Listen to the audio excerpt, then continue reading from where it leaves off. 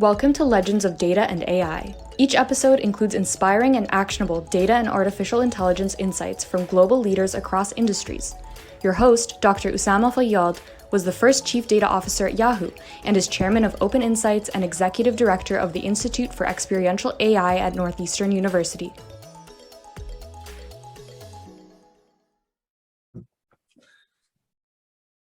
Welcome everyone to another episode of Legends of Data and AI podcast.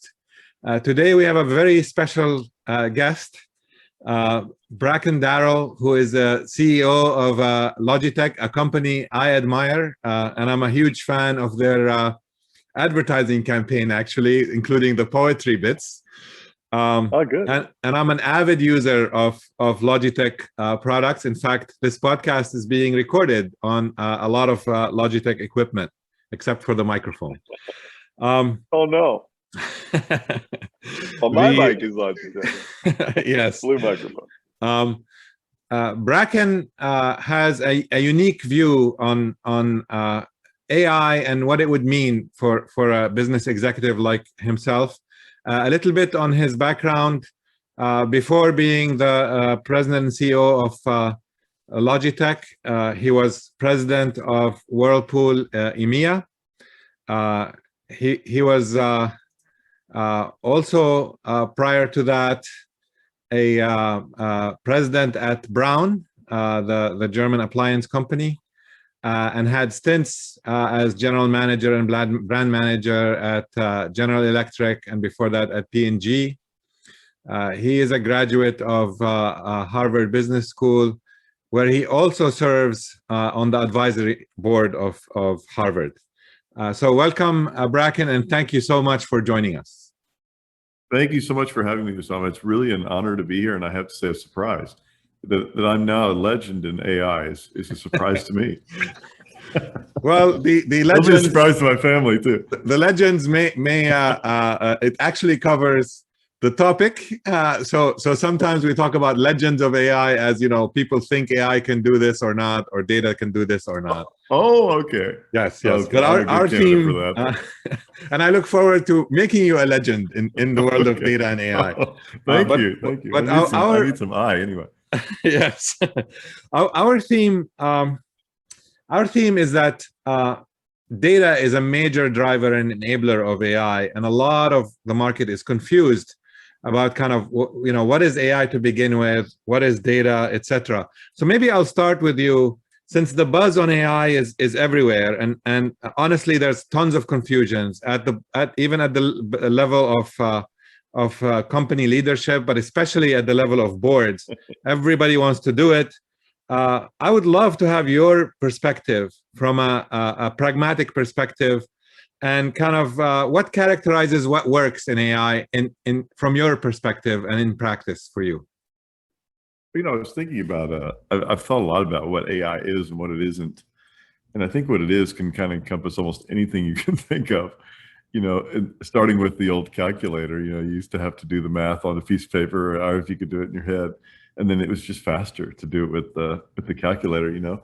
And I think most of what AI has gotten to so far is just steps out of that, you know, which is just creating algorithms that do the same thing, you know, what's 2 + 2. And so it's gone further and further and further and further. And I think what really works so far in AI is where it really collapses time and effort to do things that normally would take you many steps to do. And I'll give you an example. You know, we have audio AI built into the speakers in our video conference rooms, and they can very quickly understand the space that you're in, and then adjust the sound parameters to that space. The same thing with video. So I think that's a good application of AI, a primitive application of AI, but an application. And that's a great topic to kick us off, because one of the things I wanted to think through with you is kind of what are the issues as you see them, and what are other examples of kind of good applications of AI. By the way, I fully agree with you that AI is often glorified. People, you know, refer to it as this powerful and scary technology, and little do they know that the algorithms, to your point, are fairly primitive and fairly naive actually in many cases. But data does play a big role in kind of uncovering interesting patterns that then can be exploited to be AI. I would love to hear from you kind of the perspective from Logitech in particular. How do you think of AI, as a tool, an advanced tool, I guess, to help with the business and other issues that may come up and examples of good uses? Well, to me, so far, AI is like another part you can apply to a product, and it potentially does additional things, And when we think about, for example, when we think about designing a product, we always think about how do we design the experience around the user. So when you start with the user, what do they need, and then we design this experience around them. I think some of the cooler applications of AI that are here, and are coming are those where there's an engine that's really kind of, and this sounds creepy, but it's also wonderful, that's kind of watching you and understanding what you do, and then using that to predict what you like. And while it's scary if it's used in applications that show you the same news and go deeper and deeper into, conspiracy theories, it's wonderful when, it discovers, it enables you to discover a new fashion brand that you didn't know about that has clothes that you love. So I think those are applications of AI. They're really cool. They're really early days, and they're just collapsing steps that would take you so many to find. I mean, it would take you forever to find all the different options that they can find for you very quickly. Yeah, and couldn't agree with you more. In fact, one of my favorite applications of AI that nobody thinks about. I happen to be not an iPhone user, but I use Android. I actually use Samsung phones. But one a beautiful application is, for example, I get a call, I'm in a meeting, and I may send an SMS saying, I'll call you later, or I can't take the call right now.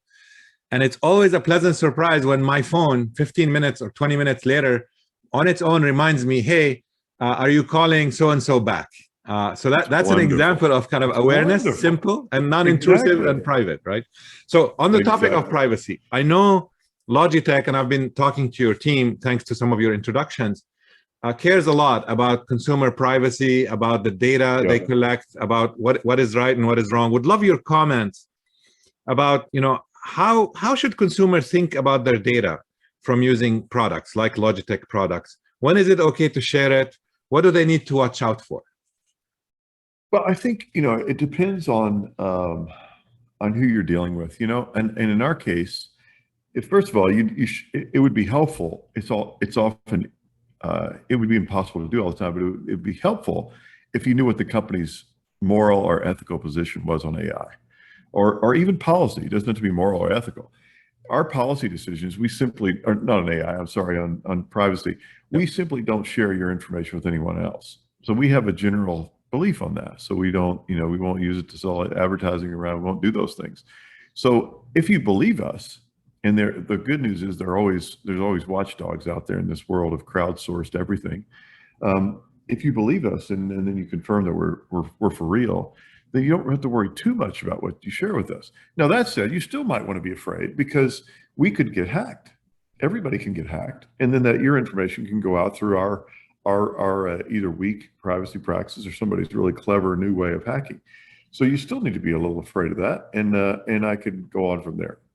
But that's probably the way I would think about it. No, and I fully agree. In fact, I am on the advisory and on the board of some cybersecurity companies. And one of the questions I often ask when I talk to customers is, hey, are you aware of what your webcam has been up to recently? And has it been participating in a denial of service attack against somebody else? Yeah. So your point is right on. Sometimes collecting that data is actually a way of protecting the consumer's interests, and that's a critical thing. Right. Most AI examples that I'm familiar with have been in software. How do you view hardware and software coming together to create smart realizations that can improve our lives? And I think Logitech is in that unique space where it's kind of mostly hardware, but software is important, and AI is, and you're kind of touching AI in the right places for the right applications. So would love your thinking on that. I guess I have two ways of thinking about that. One is, when a piece of hardware is connected through the cloud to a service, and the service actually operates both physically, locally, and also virtually in the cloud. And so this is kind of an obvious example. We have cameras, doorbells. We sell things that utilize the cloud-based services, and So they do a combination of they have enough power locally that they can really think fast and get as much processing as they need to there locally, and it saves the lag time that can be very frustrating. And then other things they can export up to the cloud. So that's one kind. And then the other one is just the rise of edge devices. Edge devices just means more and more computing in places you don't expect it. And so I think as edge computing has taken hold, people are just like apps. The App Store chopped up software into little pieces and made it available in bite-sized doses for you. I think edge computing chops up computing technology and enables you to do it locally in smaller and smaller pieces and very discrete and use specific ways. So I think edge computing is really cool. And then when you add 5G, which will make things lower lag and faster and cheaper to connect to other things, I think you'll have even more of those. And so that favors us, because we obviously make a lot of hardware. Yeah, and couldn't agree with you more. I think there was an over obsession with cloud computing that the world forgot about all the devices at the edge, and actually the exponentially increasing computational power in those devices. And I think those are game changers over time. And of course, a company like Logitech is very well positioned to kind of operate at the edge in wonderful ways. My next question pertains to something I call the Great Divide. I see the world as divide. There's a huge divide between the AI haves and the AI have-nots. So there's a handful of companies in the world who have figured out how to do AI. And you take extreme examples like Google and Amazon. Amazon has been at it for 20 years. They do a little bit of AI, which gets them more data, which gets them better AI, which gets them better data. And suddenly any retailer trying to compete in the space of making recommendations or understanding customers and all that has this huge divide to cross, which seems impossible. What would be your best advice for companies on how do they even start the journey to start crossing this divide instead of sitting on the other side and watching the AI haves move further and further and further away? Well, first of all, it's amazing how much open source stuff is available. It's as good as what you're seeing from these really big players. When we started into, I won't name names, but when we started into video AI, which we were using for security cameras, we were told, hey, these big company A and big company B, they're in the space. You'll never be able to compete with their AI engines because they've got, Empire State Building size teams working on this. And imagine you're going to have, a little tiny team. But I had met with so many founders at that point that I was a little skeptical of that. So we bought a company, a 5-person company in Zurich that was doing video AI. They were basically taking the feeds off the Autobahn, watching cars pull over the side of the road, start to smoke. A person would get out, it might catch fire, and then those feeds they were developing understanding, AI-based understanding of what's happening, and then alerting the German Highway Department to go help people or go pick people up or just ignore it. And so we bought them. We said, okay, now we're going to focus inside rooms. Can you make sense of what's in that room? All the stuff you'd expect from a camera today. This was 5-6 years ago. And within about a year, we had an AI engine that was as good as the best. And in fact, engineers at those other companies would say to us, wow, you guys really have super sophisticated AI engine for that. And I think it's partly because a good small team, super high quality team, can accomplish a tremendous amount. And the larger the team size, it's inversely related sometimes to the quality of the output. So I wouldn't be too discouraged. I'd just get started. I couldn't agree with you more. And Bracken, I will tell you, you are a rare CEO, because I often it's the roles are reversed, and I'm trying to preach open source and educate CEOs of very large companies that, hey, there's an amazing amount of open source. In fact, Open Insights got started in its start to leverage the open source big data technology that was out there to kind of help companies, democratize the technology and make it more reachable. Yeah. And in fact, you are so right. Between the libraries made available, the open source libraries made available by Facebook, by Google, by NVIDIA, and by a bunch of companies who have been contributing to the open source, it is amazing how fast of a start you can have, but you must have that talent that understands the open source and its power and how to utilize it, of course. So couldn't agree with you and more. I wouldn't pretend to be the one who does, but we've got great people who do. I'll just completely change direction for one sentence or two, and then we can get back on track. But Yeah. you reminded me of something I was thinking about or talking to some people about yesterday. I think if you look at the evolution of computing and where things are going, you had this. We're still in this point now where a lot of people control the interactions. Whether it's a retailer or an e-tailer. There's a lot of people standing. There's a pipe, that you always have to go through. It used to be a physical pipe. It was a store, and now it's a virtual pipe. But a blockchain is changing that. I think the next generation is going to be fascinating because you're suddenly going to be able to, almost like ride sharing could have been for cars. Where you can anybody can use their car to give somebody else a ride.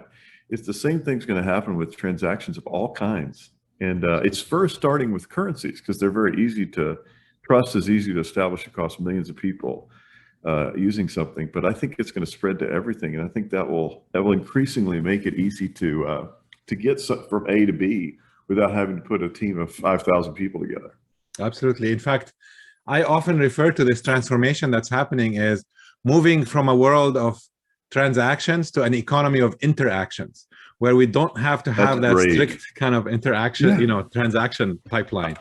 So I love that description. It's like, it's frictionless. It's like you get to the point where there's no friction in a transaction. So it's just an interaction, to your point. It's not a transaction, it's an interaction. There's no friction at all. Right. And the transactions get embedded in all the small interactions that happen. But by the way, I mean, true to the name of this podcast, when you talked about the open source, that's an example of how you debunked one of the legends of AI being complicated, etc., and kind of addressed it in a very nice way. I'm so thrilled to realize that I am not one of the legends of AI, because I am not. I'm very worried about that on the show. What should be our expectation on how to see ethical, fair, and responsible AI increase in usage? Any thoughts on what needs to happen to guard against the inappropriate application of the technology?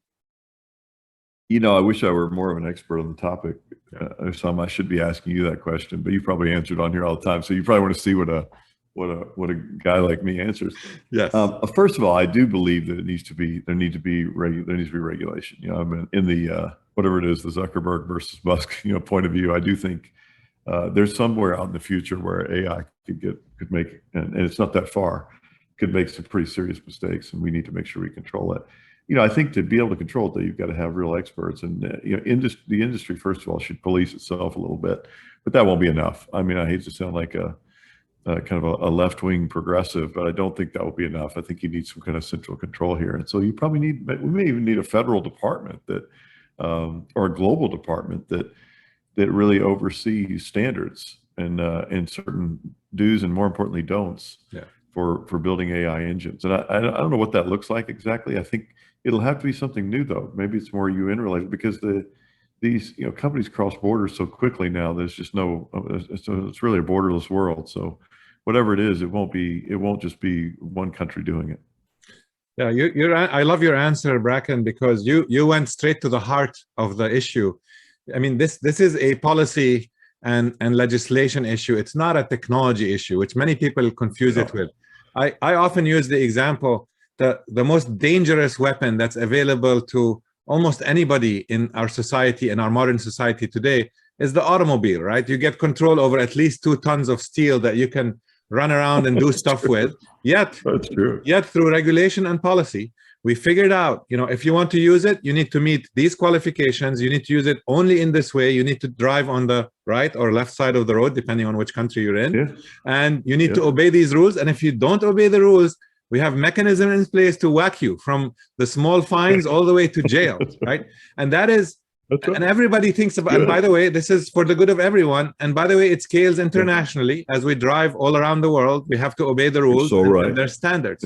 So it's a beautiful answer to that question. So you are maintaining your record as a legend here in understanding the technology. I'm building this legendary reputation I already have. My final question to you, Bracken, and we're so grateful to have this time with you.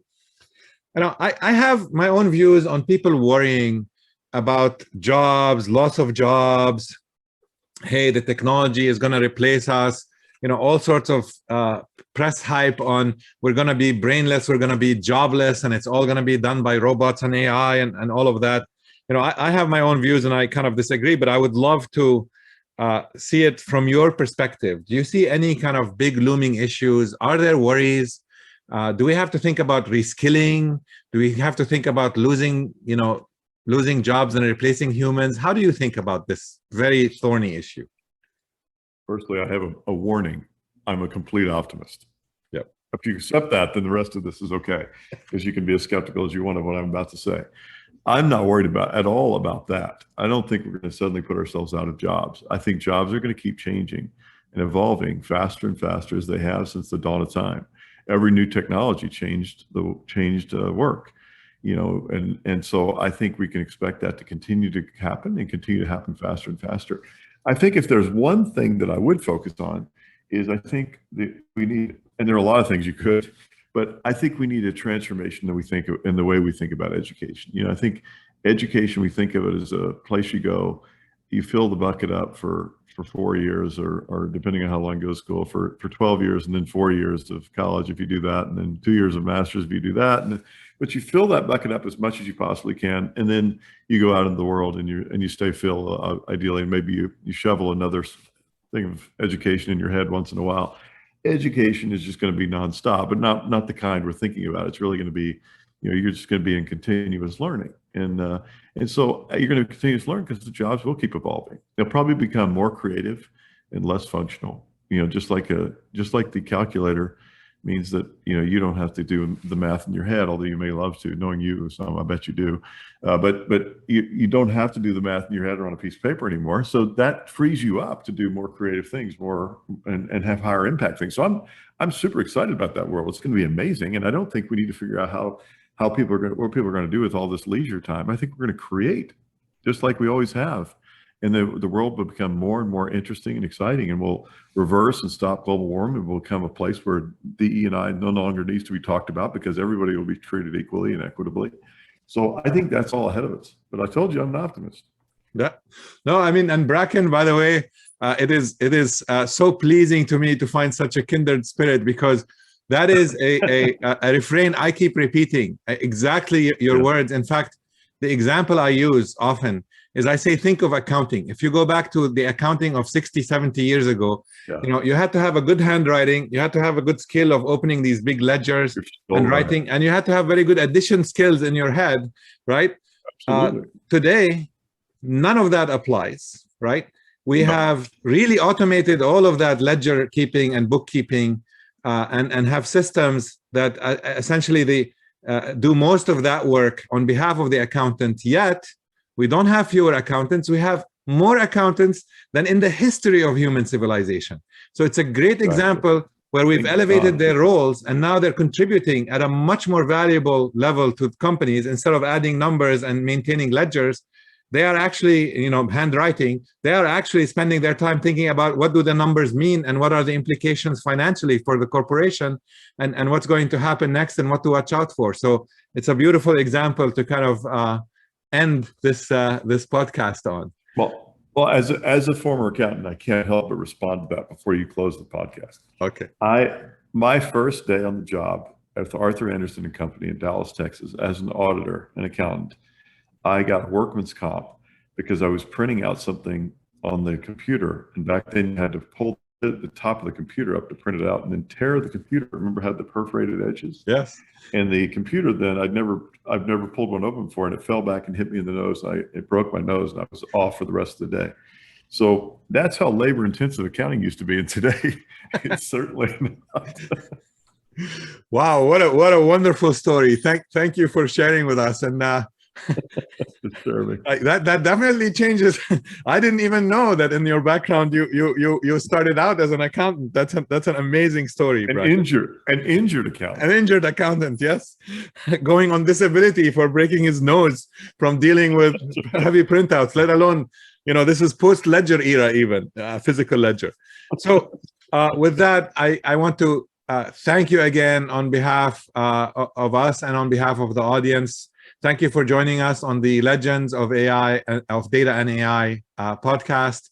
And you are always welcome to come back. And I loved having this discussion. Thanks so much, Bracken. And congratulations on the huge success from Logitech and what the company is doing. It's really phenomenal. Well, thank you. And it's been a pleasure to be on and talk about everything from post-ledger to legends of AI. Thank you. Thank you. Okay. Bye-bye now. Bye-bye. Thanks for listening to Legends of Data and AI. We hope you enjoyed our deep dive into the world of data and AI. If you're keen to learn more about making data and AI work in the real world and in any organization, join us next episode and subscribe to the podcast. As always, you can head over to open-insights.com to sign up for our email list, learn more about the work we do, and have access to data resources. See you on the next podcast.